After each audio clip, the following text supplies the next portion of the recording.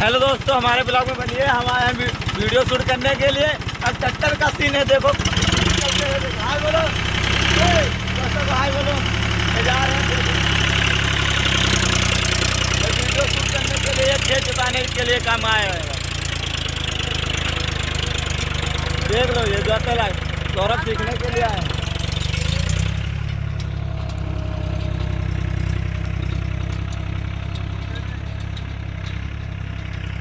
आप देख सकते हो, ये शिवचंद दादा हाय बोल रहे हैं। देखो ये देख, हम लोग आए हैं खेत में जुतवाने के लिए भाई।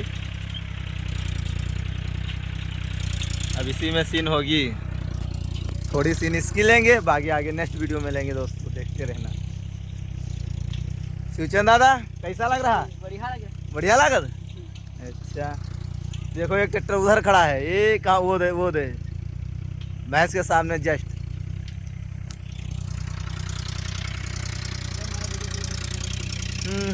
हाँ